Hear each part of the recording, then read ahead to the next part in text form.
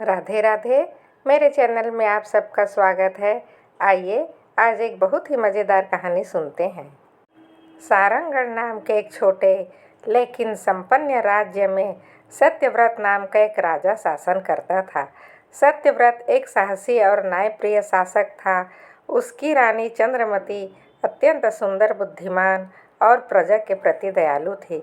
इस दंपति का एकमात्र पुत्र था राजकुमार मयूरसेन नाम का। राजकुमार अपने माता पिता का लाडला था। वह जितना सुंदर था उतना ही साहसी और कुशल धनुर्धर भी था। सत्येंद्र और चंद्रमती ने उसको आदर्श शासक बनाने के लिए राजकाज, युद्ध कौशल, धर्म, अध्ययन की शिक्षा दी थी। मयूरसेन को बचपन से ही शिकार का बहुत शौक था। वह अक्सर अपने मित्रों के साथ जंगल में जाकर शिकार करता और साहसिक खेलों में भाग लेता। अपनी कड़ी मेहनत और शासन के कारण वह राज्य की सेना में भी आदर का पात्र बन चुका था। एक दिन मयूरसेन ने निर्णय लिया कि वह राज्य के पास के घने जंगल में शिकार करने जाएगा। उसने यह बात अपने पिता से कही। राजा सत्येंद्र ने थोड़ी चिंता व्यक्त करते हुए कहा, जंगल खतरनाक हो सकता है, सावधानी बरतना और ज़रूरत हो तो अपने सैनिकों को साथ ले जाना। लेकिन मयूरसेन ने जवाब दिया, पिताजी, मैं अकेले ही शिकार पर जाऊंगा। यह मेरे साहस और कौशल की परीक्षा होगी। राजा ने उसकी बात मान ली, लेकिन उसे सतर्क रहने की सलाह दी। सूर्योदय के साथ ही मयूरसेन अपने प्रिय घोड़े पर सवार होकर जंगल की ओर प्रस्थान किया। जंगल में पक्षियों की चहचहाट और हवा की सरसराहट ने उसे उत्साहित कर दिया।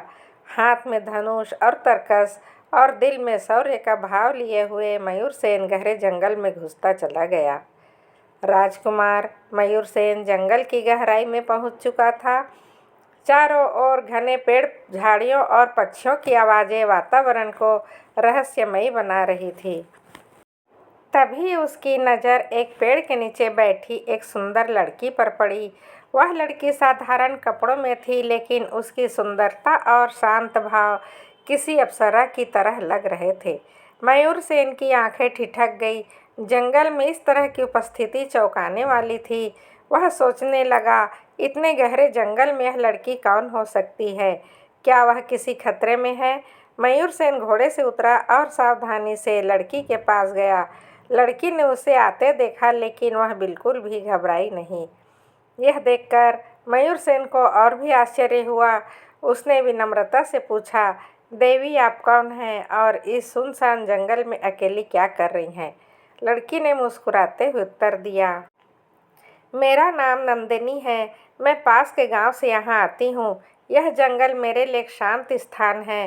राजकुमार ने पूछा, लेकिन यह जंगल खतरनाक है। यहाँ जंगली जानवरों और लुटेरों का खतरा है। क्या आप यहाँ अकेले सुरक्षित महसूस करती हैं? नंदिनी ने रहस्यमय स्वर में कहा, मैं इस जंगल से परिचित हूँ। यहाँ के पेड़, पक्षी और यहाँ तक कि जानवर से भी मेरी मित्रता है। मुझे किसी से डर नहीं लगता। लेकिन आप कौन हैं और यहाँ क्या कर रहे हैं? मयूरसेन ने गर्व से उत्तर दिया, मैं राजा सत्येंद्र का पुत्र मयूरसेन हूँ। मैं यहाँ शिकार के लिए आया हूँ, लेकिन तुम्हें देखकर मेरे मन में सवाल उठ रहे हैं। क्या तुम सचमुच एक साधारण गांव की लड़की हो? नंदिनी मुस्कुराई, लेकिन उसने कोई सीधा उत्तर नहीं दिया। उसने मयूरसेन को जंगल की ओर इशारा करते हुए कहा, अगर आप शिकार के लिए आए हैं तो इस जंगल में आपको अद्भुत चीज़ें देखने को मिलेंगी, लेकिन आपको सावधान रहना होगा। यहाँ सब कुछ वैसा नहीं है जैसा दिखता है। मयूरसेन को नंदिनी की बातें कुछ अजीब लगी। वह सोचने लगा, क्या यह लड़की सच कह रही है या इसके पीछे कोई गहरी कहानी छिपी है? लेकिन उसके शब्दों और चेहरे के भावों में कुछ ऐसा था जो उसे सम्मोहित कर रहा था। राजकुमार ने सोचा कि वह नंदिनी से और अधिक बातें करेगा और उसकी सच्चाई जानने की कोशिश करेगा। तभी नंदिनी ने कहा, अगर आप सच में मेरे बारे में जानना चाहते हैं तो आपको इस जंगल के सबसे गहरे हिस्से तक मेरे साथ चलना होगा। वहाँ कुछ ऐसा है जो आपके जीवन को बदल सकता है। मयूरसेन को यह सुनकर एक अजीब सी बेचैनी और उत्सुकता महसूस हुई। वह नंदनी की बात मानने को तैयार हो गया। राजकुमार मयूरसेन नंदनी के साथ जंगल के और गहरे हिस्से में बढ़ता चला गया। चारों ओर घने पेड़, लताओं से ढके रास्ते और अजीब अजीब पक्षियों की आवाज़ें माहौल को और रहस्यमय बना रही थी। राजकुमारी ने चौंक कर पूछा, यह क्या जगह है और यहाँ द्वार कहाँ ले जाता है? नंदनी ने रहस्यमय मुस्कान के साथ उत्तर दिया, यह वह जंगल है जो इस जंगल का सबसे गहरा और छिपा हुआ रहस्य है। इसे विलुप्त लोग कहते हैं, लेकिन यह स्थान हर किसी के लिए नहीं है। आप यहाँ तक पहुँचे हैं, इसका मतलब है आप विशेष हैं। नंदनी ने एक मंत्र पढ़ा और द्वार अपने आप खुल गया। जैसे ही राजकुमार ने अंदर झाँका, उसने जो देखा उसके पैरों तले जमीन खिसक दी। अंदर एक विशाल चमचमाती दुनिया थी। वहाँ हवा में जादुई रोशनी तैर रही थी। चारों ओर बड़ी बड़ी मूर्तियाँ थीं जो किसी प्राचीन सभ्यता की प्रतीत होती थी। पेड़ों पर स्वर्णिम फल लटक रहे थे और जमीन पर तरह तरह के चमचमाते पत्थर बिखरे हुए थे। लेकिन जो सबसे अधिक चौंकाने वाली बात थी, वह थी वहाँ खड़ी कई रहस्यमय आकृतियाँ। वे सभी इंसानों जैसे दिखते थे, लेकिन उनके चेहरे विचित्र और अपरिचित थे। उनकी आंखों में अजीब चमक थी और वे कोई अनजानी भाषा में एक दूसरे से बात कर रहे थे। मयूरसेन यह सब देखकर स्तब्ध रह गया। उसने कांपती आवाज में नंदनी से पूछा, यह लोग कौन है और जगह कौन सी है? तुम मुझे यहाँ क्यों लाई हो? नंदनी ने अपनी मुस्कान बरकरार रखते हुए कहा, यह वे लोग हैं जो इस जंगल के सबसे गहरे रहस्यों की रक्षा करते हैं। अब आप भी इसका हिस्सा बन चुके हैं। मयूरसेन को महसूस हुआ कि उसकी रीढ़ की हड्डी में सिहरन दौड़ रही है। उसने अपनी तलवार निकाल ली और सतर्क होकर खड़ा हो गया। तभी नंदनी ने अपनी आंखों को बंद किया और अचानक उसके शरीर से एक तेज रोशनी निकली। वह लड़की अब साधारण ग्रामीण लड़की नहीं रही, बल्कि एक दिव्य रूप धारण कर चुकी थी। उसकी आंखें अब सुनहरी हो चुकी थी और उसके चारों ओर एक चमकदार आभा फैल गई थी। उसने गंभीर स्वर में कहा, राजकुमार मयूरसेन, मैं इस जंगल की रक्षक हूँ। तुम्हें यहाँ इसलिए लाया गया है क्योंकि तुमसे एक विशेष कार्य करवाना है, लेकिन इस कार्य के लिए तुम्हें पहले अपने साहस, विश्वास और बुद्धिमत्ता की परीक्षा देनी होगी। राजकुमार को महसूस हुआ कि वह अब एक सामान्य शिकार यात्रा पर नहीं था। वह किसी अद्भुत और खतरनाक कहानी का हिस्सा बन चुका था। जैसे ही नंदनी ने अपना दिव्य रूप प्रकट किया, राजकुमार मयूरसेन का मन दुविधा और भय से भर गया। उसके हाथ में पकड़ी तलवार कांपने लगी और वह समझ नहीं पा रहा था कि आगे क्या होने वाला है। नंदनी की सुनहरी आंखें और चारों ओर फैली दिव्य आभा ने उसे और अधिक असहज कर दिया। तभी नंदनी ने अपनी रहस्यमयी आवाज़ में कहा, राजकुमार, तुम्हें मेरी बात ध्यान से सुननी होगी। मैंने तुम्हें यहाँ इसलिए बुलाया क्योंकि केवल तुम ही वह काम कर सकते हो जिसे मैं चाहती हूँ। मधुसेन ने लड़खड़ाते हुए कहा, यह काम मुझे साफ साफ बताओ। मैं इस जंगल में सिर्फ शिकार के लिए आया था। यह सब क्या है और तुम कौन हो? नंदनी ने मुस्कुराते हुए उत्तर दिया, तुम्हारा शिकार यहाँ खत्म नहीं हुआ राजकुमार, यह सिर्फ एक शुरुआत थी। तुम्हें इस जंगल के भीतर छिपे एक प्राचीन खजाने को ढूंढना होगा, लेकिन वह खजाना केवल उसी को मिलता है जो अपना सबसे बड़ा डर और सबसे गहरी कमजोरी का सामना कर सके। तुम्हें इस द्वार के भीतर जाना होगा और वहाँ उस दैत्य का सामना करना होगा जो खजाने की रक्षा करता है। राजकुमार को यह सुनकर झटका लगा। उसने हैरानी से कहा, दैत्य, खजाना, तुम मुझसे किस तरह का खेल खेल रही हो? मैं एक योद्धा हूँ, लेकिन मैं किसी जादुई दैत्य का सामना नहीं कर सकता। और वैसे भी मैं तुम्हारे इस खजाने में रुचि नहीं रखता। मुझे यहाँ से जाने दो। नंदनी की मुस्कान एक गंभीर स्वर में बदल गई। उसने कहा, तुम यहाँ से वापस नहीं जा सकते राजकुमार। तुम्हें या तो अपने भय का सामना करना होगा या फिर इस जंगल में हमेशा के लिए खो जाना होगा। तुम जो रास्ता चुनोगे वही तुम्हारे भाग्य का फैसला करेगा। मयूर सेन असमंजस में पड़ गया। उसे समझ में नहीं आ रहा था कि वह क्या करे।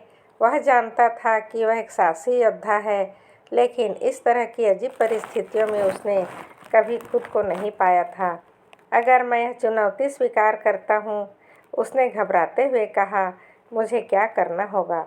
और अगर मैं नहीं करता तो क्या मैं सचमुच इस जंगल से बाहर नहीं जा सकता?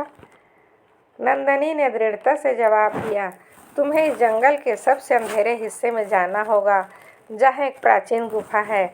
उस गुफा में एक विशाल दैत्य सो रहा है, जो इस खजाने की रक्षा करता है। तुम्हें उसे हराना होगा, लेकिन याद रखना, वह दैत्य केवल बाहरी शक्ति से नहीं हराया जा सकता। तुम्हें अपनी आंतरिक शक्ति और विवेक का भी उपयोग करना होगा। अगर तुम असफल हुए तो यह जंगल तुम्हारा हमेशा के लिए कैद खाना बन जाएगा। मयूर सेन के मन में डर का साया मंडराने लगा। उसने सोचा, क्या मैं इस चुनौती को स्वीकार करूं? अगर मैं असफल हुआ तो मेरी जान जाएगी, लेकिन अगर मैंने इसे ठुकराया तो मैं राज्य और परिवार को कभी नहीं देख पाऊंगा। थोड़ी देर सोचने के बाद उसने साहस बटोरते हुए कहा, ठीक है, मैं यह चुनौती स्वीकार करता हूँ, लेकिन मुझे बताओ कि मैं इस दैत्य का सामना कैसे करूं और क्या मेरे पास कोई सहायता होगी? नंदनी ने रहस्यमय मुस्कान के साथ कहा, तुम्हारे भीतर ही वह शक्ति छिपी है जो इस चुनौती को पार कर सकती है। मैं तुम्हें मार्गदर्शन दूंगी, लेकिन बाकी सब तुम्हारे ऊपर पर निर्भर करता है। याद रखना, तुम्हारे हर निर्णय का परिणाम तुम्हारी नियति तय करेगा। राजकुमार ने भारी मन से चुनौती स्वीकार कर ली और नंदनी के साथ उस प्राचीन गुफा की ओर बढ़ने लगा। हर कदम के साथ उसका डर और जिज्ञासा दोनों बढ़ते जा रहे थे। उसे नहीं पता था आगे क्या होने वाला है, लेकिन एक बात निश्चित थी, उसका जीवन अब पहले जैसा नहीं रहेगा। लेकिन राजकुमार मयूर सेन अब तक वापस नहीं लौटा था। राजा यह सोचकर परेशान होते जा रहे थे, क्योंकि दिन भर की शाही गतिविधियों के बाद उनका ध्यान केवल अपने बेटे की अनुपस्थिति पर था। धीरे धीरे रात का अंधेरा घिरने लगा, लेकिन जंगल से किसी प्रकार की कोई सूचना नहीं आई। राजकुमार अब तक नहीं लौटे। राजा ने गहरी चिंता में कहा, जंगल बड़ा खतरनाक है, हमें कुछ करना होगा। राजा ने तुरंत एक दूत भेजकर सभी मंत्रियों और सेनापतियों को बुलाया। थोड़ी ही देर में राज्यसभा में सभी प्रमुख दरबारी, सेना नायक और अन्य अधिकारी उपस्थित हो गए। राजा ने गंभीर स्वर में कहा, हमारे राजकुमार मधुसेन सुबह शिकार के लिए जंगल गए थे। अब रात हो रही है और वे अब तक वापस नहीं आए हैं। हमें उनकी सुरक्षा के लिए तुरंत कार्यवाही करनी होगी। सभा में सन्नाटा छा गया। सेनापति ने खड़े होकर कहा, महाराज, जंगल बहुत बड़ा और घना है। वहाँ जंगली जानवरों के साथ साथ कई रहस्यमय घटनाओं की भी कहानियाँ प्रचलित है। मैं कुछ सैनिकों के साथ जाकर राजकुमार को ढूंढने का प्रयास करूँगा।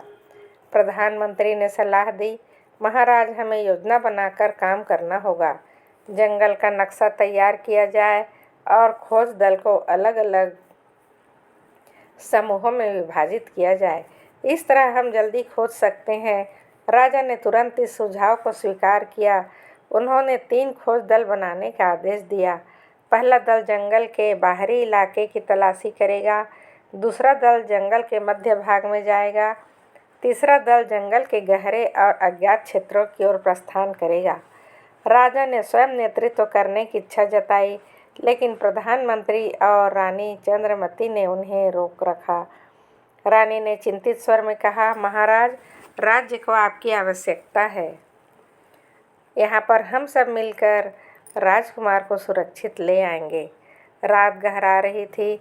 सैनिकों और सेना नायकों का खोज अभियान शुरू हुआ, लेकिन सैनिक मसाले और हथियारों के साथ जंगल की ओर बढ़े। हर दिशा में कदम कदम पर आवाज़ें लगाई जा रही थी। राजकुमार ने, आप कहाँ हो? पहला दल जंगल के बाहरी हिस्से में जंगली जानवरों के निशान और टूटे हुए पेड़ों के संकेतों को जांच करने लगा।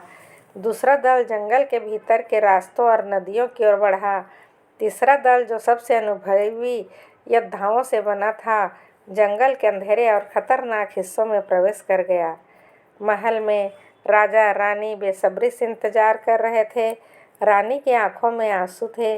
उनके हाथों में राजकुमार का बचपन का खिलौना था। अगर मेरे बेटे को कुछ हो गया तो मैं कैसे जिंदा रहूंगी, रानी ने दुखी स्वर में कहा। राजा ने उन्हें सांत्वना देते हुए कहा, हमारा राजकुमार एक योद्धा है, वह कहीं न कहीं सुरक्षित होगा। हमारे सैनिक उसे ढूंढ निकालेंगे। इसी बीच तीसरे खोज दल ने जंगल के गहरे हिस्से में अजीबोगरीब चीज़ें देखनी शुरू की। पेड़ों के बीच से आती रहस्यमय रोशनी और रह रह कर सुनाई देती अज्ञात आवाज़ें उन्हें परेशान करने लगी। यह जगह सामान्य नहीं लगती, सेनापति ने कहा।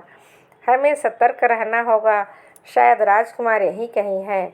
इधर राजा के सैनिक राजकुमार को खोज रहे थे और दूसरी तरफ वह राजकुमार और नंदिनी अंधेरे जंगल के भीतर चल रहे थे। घने पेड़ों और सन्नाटे के बीच राजकुमार का दिल तेजी से धड़क रहा था। हर कदम के साथ जंगल और भी रहस्यमय और भयावह हो रहा था। नंदिनी के चेहरे पर एक विचित्र शांति थी, लेकिन मयूर सेन के मन में असमंजस और भय का सागर उमड़ रहा था। कुछ देर के चलने के बाद वे एक विशाल गुफा के पास पहुँचे। गुफा का प्रवेश द्वार विशाल और डरावना था। उसके चारों ओर असंख्य चमगादड़ उड़ रहे थे और हवा में एक अजीब सी सर्दी थी। गुफा के पास खड़ा होकर के नंदिनी ने कहा, यह वही गुफा है जहाँ प्राचीन खजाना छिपा हुआ है, लेकिन यह खजाना तुम्हें इतनी आसानी से नहीं मिलेगा। मयूर सेन ने चिंतित स्वर में पूछा, तुम्हारा मतलब क्या है? क्या अंदर कोई खतरा है? नंदिनी ने सिर हिलाते हुए कहा, इस खजाने की रक्षा एक भयानक राक्षस करता है। वह राक्षस न केवल ताकतवर है, बल्कि तुम्हारे मन के सबसे बड़े डर और कमजोरी को पहचान कर उसका इस्तेमाल करेगा। अगर तुम उसे हराना चाहते हो तो केवल अपनी तलवार पर नहीं, बल्कि अपने विवेक और साहस पर भरोसा करना होगा। नंदिनी ने गुफा की ओर इशारा करते हुए कहा, यह राक्षस इंसानी रूप में नहीं, यह कैसे भयानक रूप में प्रकट होता है जिसे देखकर अधिकांश लोग भयभीत होकर हार मान लेते हैं। इसकी आंख आग की तरह जलती है और इसका हर कदम धरती को हिला देता है। मयूर सेन की आंखों में डर साफ झलक रहा था। उसने तलवार को कसकर पकड़ लिया और दृढ़ निश्चय के साथ कहा, मैं इस चुनौती को स्वीकार करता हूँ। मैं यह खजाना पाने और इस रहस्य को सुलझाने के लिए अपनी पूरी ताकत लगा दूंगा। नंदिनी ने राजकुमार को गुफा के प्रवेश द्वार तक पहुंचाया। उसने कहा, यहाँ से तुम्हें अकेले जाना होगा, मैं तुम्हारे साथ नहीं जा सकती। याद रखना, अपने डर को नियंत्रित करना ही तुम्हारी सबसे बड़ी शक्ति होगी। अगर तुम असफल हुए तो इस जंगल और गुफा के कैदी बनकर रह जाओगे। मयूर सेन ने साहस बटोरा और गुफा में कदम रखा। गुफा के भीतर अंधेरा और ठंड थी। हर कदम पर अजीब अजीब सी आवाज़ें गूंज रही थी। अचानक गुफा के भीतर एक भारी गड़गड़ाहट हुई। मयूर सेन ने देखा कि एक विशाल राक्षस गुफा के भीतर प्रकट हो गया था। उसकी चमकती आंखें, दहाड़ आवाज़ ने पूरे वातावरण को भयावह बना दिया। राक्षस ने गुस्से से कहा, कौन है जो मेरी गुफा में घुसने की हिम्मत कर रहा है? अगर तुम खजाना चाहते हो तो पहले मुझे हराना होगा। राजकुमार ने अपनी तलवार निकाली और साहसपूर्वक कहा, मैं राजकुमार मयूर सेन हूँ। मैं इस चुनौती को स्वीकार करता हूँ और तुम्हें हराने के लिए तैयार हूँ। राजकुमार मयूर सेन ने तलवार थामे राक्षस का सामना किया। राक्षस ने अपनी भयंकर गर्जना से गुफा को हिला दिया। उसकी आग की तरह जलती आंखें और विशालकाय शरीर ने मयूर सेन के साहस की परीक्षा शुरू कर दी। लेकिन जैसे ही राक्षस ने हमला किया, कुछ असामान्य हुआ। राजकुमार ने देखा कि हर बार जब वह तलवार चलाने की कोशिश करता, राक्षस गायब हो जाता और उसकी जगह एक नई छवि सामने आती। कभी राक्षस उसकी माँ के रूप में सामने आता, जो मदद के लिए पुकार रही थी, तो कभी उसके पिता के रूप में उसे अपनी असफलताओं के लिए डांट रहे थे। यह दृश्य उसकी मानसिक शक्ति को तोड़ने के लिए था। मयूर सेन को समझ में आ गया है, राक्षस केवल बल से नहीं, बल्कि उसकी भावनाओं और डर से खेल रहा है। वह गहरी सांस लेकर शांत हुआ और अपनी बंद आंखें कर ली। उसने खुद से कहा, यह मेरे डर का खेल है, मैं इसे हराऊंगा। राक्षस ने एक बार फिर हमला किया। लेकिन इस बार मयूरसेन ने अपनी तलवार को अपनी रक्षा के लिए नहीं बल्कि अपने मन की स्थिरता को बनाए रखने के लिए उपयोग किया। उसने अपनी ताकत और विश्वास से राक्षस की छवियों को नष्ट करना शुरू किया। गुफा के अंदर हर बार एक गूंज उठती, तुम जितना मुझसे डरोगे मैं उतना शक्तिशाली बनूंगा। लेकिन मयूरसेन ने बिना विचलित हुए कहा, मैं डर से ऊपर हूँ, मैं सत्य और साहस का पुत्र हूँ। यह सुनते ही राक्षस की शक्ति कमज़ोर होने लगी, उसकी जलती हुई आंखें धीमी पड़ने लगी और उसका विशालकाय शरीर सिकुड़ने लगा। जब मयूरसेन ने राक्षस को हराया तो गुफा का माहौल बदल गया। अचानक एक और द्वार प्रकट हुआ। नंदिनी जो गुफा के बाहर इंतजार कर रही थी वहां प्रकट हुई। उसने मुस्कुराते हुए कहा, तुमने पहली परीक्षा पास कर ली राजकुमार, लेकिन असली खजाना अभी भी तुम्हारी पहुंच से दूर है। तुम्हें दूसरी परीक्षा का सामना करना होगा। राजकुमार को गुस्सा आया। उसने नंदिनी से पूछा, तुम कौन हो और यह सब क्या है? तुम मुझे यहाँ पर क्यों लेकर आई हो? नंदिनी की मुस्कान गहरी हो गई। उसने कहा, मैं वही खजाना हूँ जिसकी रक्षा यह गुफा कर रही है। लेकिन अगर तुम मुझे प्राप्त करना चाहते हो तो तुम्हें यह साबित करना होगा कि तुम केवल बल से नहीं बल्कि बुद्धि और प्रेम से भी विजेता हो। राजकुमार ने दूसरे द्वार में प्रवेश किया। वहाँ एक विशाल दर्पण का हॉल था। इन दर्पण में उसकी अनगिनत छवियाँ थीं। हर छवि अलग थी। कहीं वह क्रूर शासक की तरह दिख रहा था, कहीं वह एक गरीब और असहाय व्यक्ति की तरह। एक गूंजती हुई आवाज़ आई, अपनी सच्ची छवि पहचानो। जो छवि तुम्हारी है वह तुम्हें खजाने तक ले जाएगी। मयूरसेन ने एक एक दर्पण को देखा। हर दर्पण में उसे अपनी अच्छाई और बुराई दोनों दिख रही थी। लेकिन अंत में उसने एक दर्पण देखा जिसमें वह साधारण कपड़ों में था, एक किसान के रूप में। उसने उस दर्पण को चुना। दर्पण टूट गया और उसके पीछे एक नई दुनिया प्रकट हुई। वहाँ नंदिनी खड़ी थी, लेकिन इस बार उसका चेहरा गंभीर था। नंदिनी ने मधुसेन से कहा, तुमने अपनी सच्चाई को स्वीकार किया। अब तुम्हें अंतिम परीक्षा पास करनी होगी। यह केवल उसे मिलता है जो अपने स्वार्थ का त्याग कर सके। क्या तुम उसके लिए तैयार हो? मयूरसेन ने बिना झिझक के कहा, अगर मुझे अपने लोग के लिए बलिदान देना पड़े तो मैं तैयार हूँ। मेरा जीवन उनके सुख और कल्याण के लिए है। नंदिनी की आंखों में चमक आ गई। उसने कहा, तुमने मेरी सारी परीक्षाएं पास कर ली। मैं कोई साधारण लड़की नहीं बल्कि एक दिव्य शक्ति हूँ। इस गुफा का खजाना तुम्हारा नहीं था बल्कि तुम्हारे राज्य और तुम्हारे लोगों के लिए था। अब यह खजाना तुम्हें सौंपा जाता है।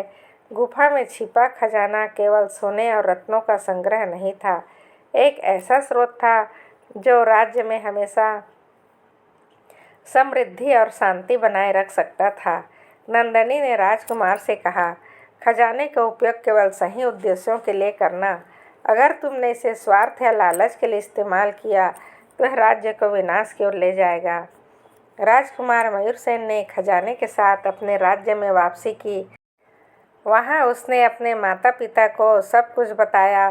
खजाने का उपयोग राज्य के विकास के लिए, लोगों की भलाई के लिए किया। नंदिनी वापस जंगल में चली गई, लेकिन उसकी यादें राजकुमार के दिल में हमेशा जीवित रही। मयूरसेन ने सीख ली, केवल बल और शक्ति से नहीं बल्कि बुद्धि, प्रेम और त्याग से ही सच्चा नायक बना जा सकता है। इस तरह यह कहानी साहस, सच्चाई और निस्वार्थ की एक प्रेरणा बन गई। कहानी यहीं पर समाप्त होती है। अगर आप इस चैनल पर नए हैं तो प्लीज़ सब्सक्राइब कर दीजिए, लाइक कर दीजिए। आपका दिन शुभ हो, मंगलमय हो। आप सदा हंसते रहिए, मुस्कुराते रहिए। राधे राधे।